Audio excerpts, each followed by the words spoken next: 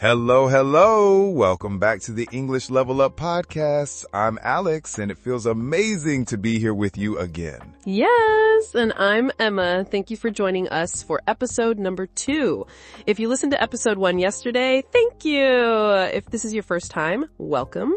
You are now part of the Level Up community. Absolutely. And let me remind you, if you listen to this podcast every morning, just a little bit, for 3 to 6 months, you will see a visible improvement in your English. That's not a theory, that's a fact. Exactly. It's all about consistency. So if you haven't already, don't forget to like this video and subscribe to the channel, the English Level Up podcast. That way, you'll always get the new episodes every day. And today's episode is really exciting. We're talking about something that everyone struggles with at some point.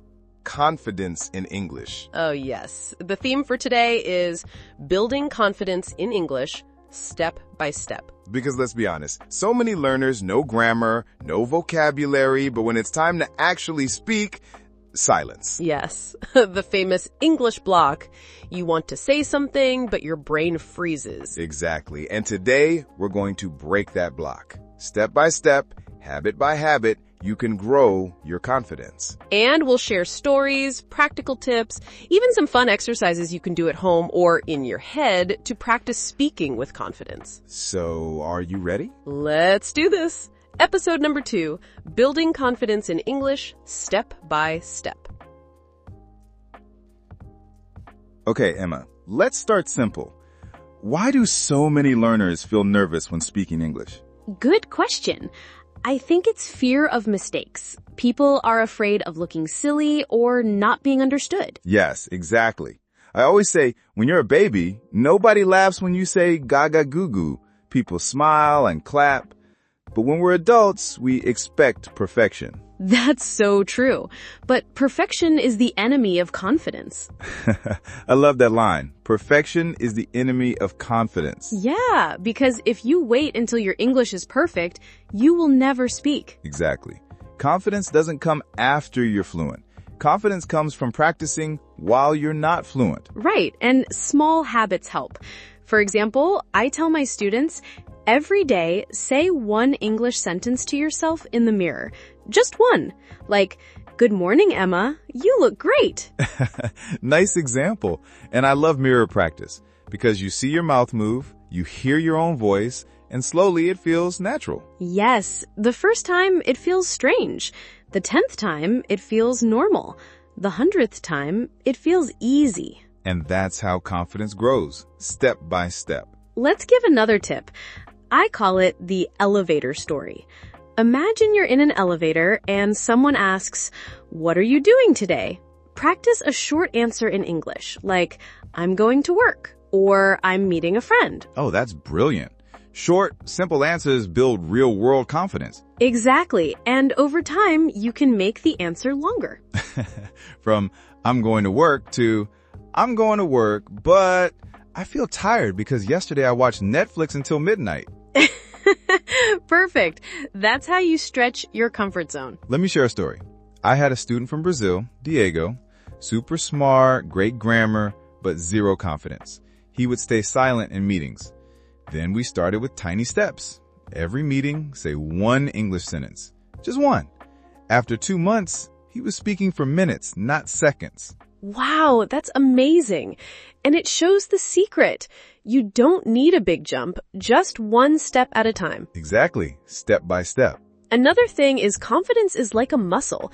The more you train it, the stronger it gets. Yes, and you don't need hours. You need repetition. Repetition builds comfort, and comfort builds confidence. Let's give our listeners a mini challenge. Okay, right now, wherever you are, say this sentence out loud. I am learning English, and I am improving every day. I am learning English, and I am improving every day. Yes, say it with us. Again. Louder this time. I am learning English, and I am improving every day. Good. Did you feel that? Saying it out loud builds confidence immediately. Emma, let's talk about some real-world situations, because that's where people lose confidence. Yes, like restaurants, travel, meetings. Exactly. Let's start with restaurants. Many learners panic when the waiter asks, "What would you like?" Yes, but you can prepare. Make it a habit. Every time you eat at home, imagine you're ordering in English. Say, "I would like chicken, please," or "Can I have water, please?" Oh, I love that. Role play at home. Yes, it feels silly at first, but it works. Okay, second situation. Travel. Airports, hotels. Easy tip. Learn 3 polite phrases. Excuse me? Could you help me? Thank you. With those, you can survive almost anywhere. And you sound confident because politeness is powerful. Exactly. Third situation. Meetings at work. That's a big one. Yes, I tell students, prepare 1 sentence you can always use. For example, "That's a good question," or "I agree with you." Nice. Prepared phrases are like safety nets. Yes, you don't need to invent everything. You just need a few go-to sentences. That's how confidence is built. Small wins in real situations. Let's share one more story. I had a student, Amina from Morocco. She told me, "Emma, I feel so stupid when I speak." We started a habit. Every day, she recorded herself for 30 seconds talking about her day. After 3 months, she sent me her recordings. Her voice was louder, clearer, and she said, "Now I feel proud." Wow. That's beautiful. And it shows confidence is not a gift. It's a skill you train. Step by step. Before we finish, Emma, should we do the vocabulary review? Yes, let's go. Word 1. Confidence. That's the feeling of believing in yourself. Example, speaking every day builds confidence. Word 2. Comfort zone. That's the place where you feel safe. Example, speaking to a friend is my comfort zone. Word 3. Step by step.